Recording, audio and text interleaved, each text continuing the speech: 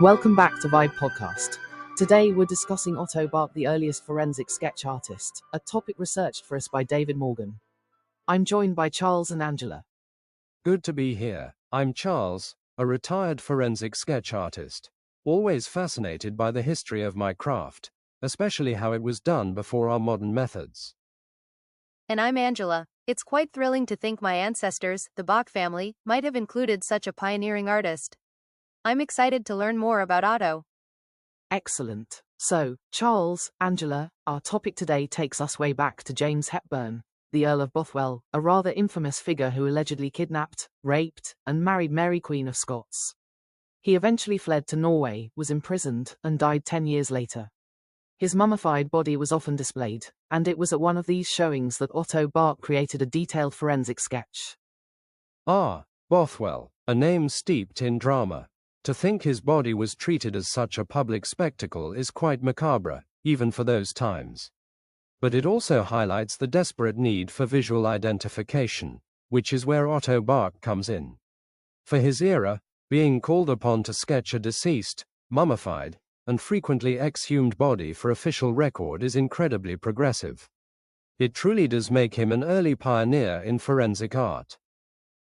That's astounding. To think one of my family, potentially, was at the forefront of such an important field. It makes me incredibly proud. Being able to capture a likeness from such a difficult subject must have required immense skill and a keen eye. It certainly sounds like it. But here's the twist. It's remained an unsolved mystery whether the body was actually the Earl of Bothwell.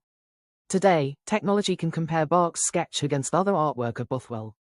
However, David's research suggests that Bach might have cheated a little, working backward from an existing picture of Bothwell to ensure his sketch matched the mummified body.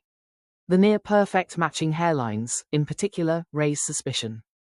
Well, cheating, it's a strong word, but understandable from a modern perspective. In Bach's time, forensic art wasn't a standardized science like it is today.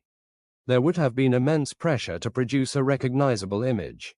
If he had access to existing portraits of Bothwell, it's not entirely inconceivable that he might have used them as a reference to guide his sketch, especially if the mummified remains were difficult to interpret. The hairline is a dead giveaway, though. A prisoner in a dark cell for 10 years, likely malnourished, wouldn't have maintained such a perfectly groomed appearance. That suggests an idealized, rather than purely observational, approach.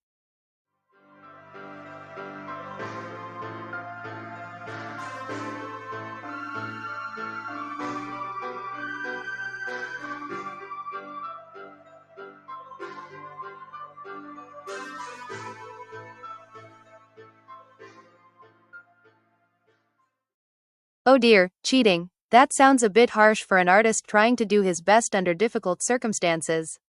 Perhaps he was just trying to create the most accurate representation possible given the tools and knowledge available to him. He was sketching a mummified body, not a live sitter in a studio. Maybe the near-perfect hairlines were just a lucky coincidence or a stylistic choice common for the period. It's hard to judge historical figures by today's standards. That's a fair point, Angela. However, Charles, David's notes mention one interesting detail that might help authenticate the body: a hump on the nose. How significant would such a feature be in forensic identification? A distinctive nose, or any unique skeletal feature for that matter, is incredibly valuable. While hairlines can be stylized, and the general appearance can degrade over time, a pronounced physical characteristic like a hump on the nose often reflects the underlying bone structure. If that detail is consistent across the mummified remains, Bach's sketch, and other contemporary portraits of Bothwell, it becomes a much stronger piece of evidence than a hairline. It's the kind of individualizing feature we look for even today. So, even if he did reference other images for some details, a unique feature like that nose could still confirm his work was, at its core, accurate to the individual? That's a relief. It means his skill in observation wasn't entirely overshadowed. Exactly. And speaking of modern methods, David's research concludes that the best way to solve this mystery definitively would be to DNA test any available hair and find living relatives of the Earl of Bothwell. Charles, as someone who's seen the evolution of forensic science, how does that compare to Bach's era? It's night and day, Alice. In Bach's time, it was all about visual comparison and the artist's skill. You were relying on an individual's eye and hand. Today, DNA testing offers an irrefutable biological link. We can establish familial relationships and individual identities with incredible precision. While forensic sketching is still crucial, especially for composite images of living suspects, for historical identification like this, DNA is the gold standard.